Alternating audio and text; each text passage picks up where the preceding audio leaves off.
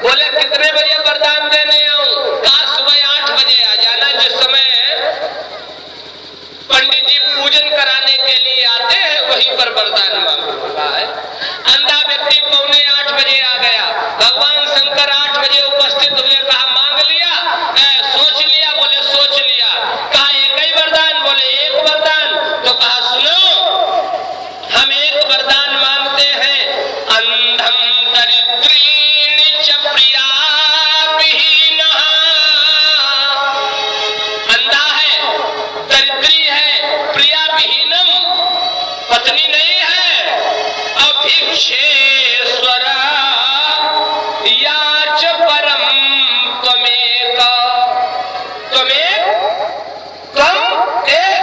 याच माने मांगो, हमसे एक वरदान मांगो।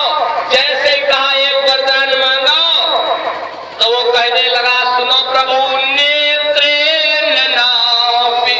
शंकर जी ने कहा एक वरदान में तुम्हें आंखें दे दे, बढ़िया। क्यों? उसने कहा नेत्रेण नापि, हमें नेत्र नहीं चाहिए। नेत्रेण नापि वनिता, सुंदर पत्नी तुम्हें दे दे? बोले वो भी नहीं चाहिए। धन दौलत तुम्हें दे दे?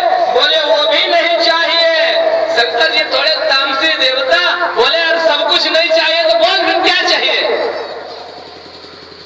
बार बार कह रहा है ये भी नहीं चाहिए, ये भी नहीं चाहिए। फिर क्यों तपस्या की है?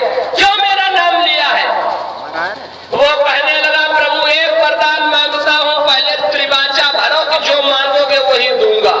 शंकर जी ने कहा जो मांगोगे वो दूंगा है, जो मांगोगे वही मिलेगा। बोले एक बार और कहा, बोले जो मांगोगे वही मिलेगा।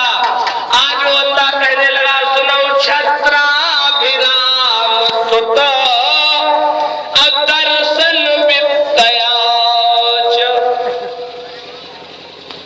छत्राभिराम सुत दर्शन विद्या च। छत्राभिराम सुत, मैं अपने पुत्र को छत्रधारी राजा बना देखना चाहता हूं। एक वरदान है? मैं अपने पुत्र को छत्रधारी चक्रवर्ती सम्राट बना हुआ देखना चाहता हूं। भगवान शंकर कहने लगे अगर तुम्हारे जैसे 10-5 ऐसे भक्त हमें मिल जाए तो काम हो ही गया। ध्यान देना, अगर पत्नी नहीं होगी तो पुत्र कहां से आएगा? विचार करना।